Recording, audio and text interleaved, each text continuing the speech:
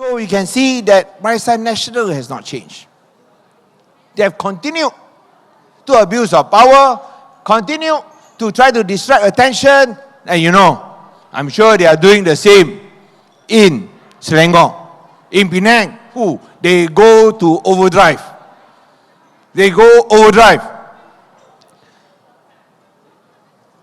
Making racial and religious provocations, beating up people, to the extent they even beat up a senior government servant, a senior Malay government servant, carrying out his duty and surrounded by police officers, also can get beaten up.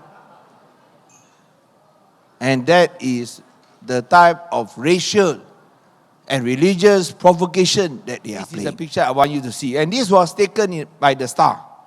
You see this man in blue about to deliver a punch on the senior assistant district officer, number 2 in the district office.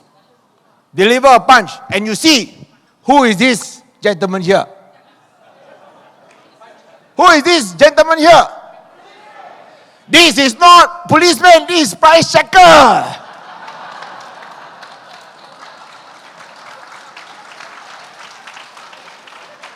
And then some more policemen all over, 35 policemen surround him. This fellow can jump up, whack him. And then, was he arrested or not? No, why? Because he was checking prices. That is the type of racial provocation they are doing. Even Malay senior officers protected by policemen also not safe. Who can be safe? Just think about this. If even a senior Malay government officer also not safe, even though he's surrounded by policemen, 35 of them, who can be safe? And this is the first time in Malaysian history, my friends, this has happened. Never before has a senior government officer surrounded by so many policemen still can get beaten up in front of the policemen, and the assailant was not arrested. When I heard that, I was furious. I called up the CPO. He didn't know about this. When he knew about this, he promised he would take action, and he did take action. Finally, the price checker became the policeman. 7 were immediately arrested and put in a remand lockup. But you can see, policeman beside, he can still hit. He can still beat up people without fear of action being taken. And this is very sad. This is a type of racial provocation. Malay civil servant also, they back up. Everybody also, they said, is open, is game. So what do we do then? When they are going to that level to try to divide the people. And I can assure you, of course, we know that the people are not so easily deceived. They are not so easily deceived, especially in Penang. Yesterday, I attended a football game in Penang, playing our first Premier League game against Sabah at the City Stadium. Majority Malays. Everybody happy. Nobody was booing. Everybody was cheering. Of course, Penang won 3-1 against Sabah lah. But you don't see the tension there. You see everybody cheering for football. And on the other side of the coin, these are the racial provocateurs. These are those who are trying to disrupt harmony. And why? Because they know they can get off scot-free. Now what do? Do we fight fire with fire? Can we fight fire with fire or not? Yes or no? Bear in mind, we are the state government in Penang, We are not opposition, no.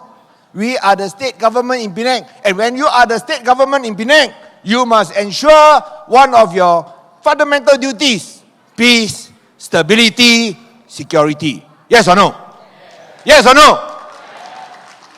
If a government cannot ensure that, don't be government now. can a government be demonstrating all the time not? You know what happened to India? Government become demonstrator habis. The whole system breaks down. Agree or not? Agree or not? So when you are the government, your fundamental duty is peace, security and stability. What do? Do you fight fire with fire? No, you cannot. When these are the people trying to disrupt harmony that we have worked assiduously to preserve, what do? You cannot fight fire with fire. As what Mahatma Gandhi said. You know what Mahatma Gandhi said? If we adopt the approach, an eye for an eye, in the end, the whole world will be blind. Yes or no? So that is why it is important that wherever necessary, we have, without bowing down to these extremists, but sometimes we may have to take one step back so that you can move 2 steps forward. We do not negotiate with extremists, but we will not fight fire with fire. We will not bow down to them, but we will not take provocative acts, because we do not want to disrupt the peace and harmony. And I think this is what we are trying to do desperately in Penang. You know, yesterday they want to provoke some more. Provoke what? They say, UMNO sent a memorandum, want Penang state government to ban open selling of pork. Pork cannot be openly sold in Penang. What is going on, man? Pork cannot be sold, they say. But in Kelantan, it can be sold. In Kelantan, pork is openly sold. You all know not? Hang up right beside the Malay Muslim trader. No problem. But in Penang, got problem. These are the provocative acts they are trying to do. We are asking our people, stay calm. Just ignore them. Because they want to provoke a reaction so that an incident can flare up. And that is why we have decided we will not fight fire with fire. Our main duty is peace, security and stability. We will restrain ourselves. We will restrain ourselves because we believe in the decency and common sense of our Malaysian brothers and sisters. Malays, Chinese and Indians. It's not a problem for the Malays, Chinese and Indians in Penang. Only problem for UMNO only. So one, I think very important lesson. Never trust UMNO. Never stand together with them. You stand together with them, sure die one. And this is so clearly demonstrated.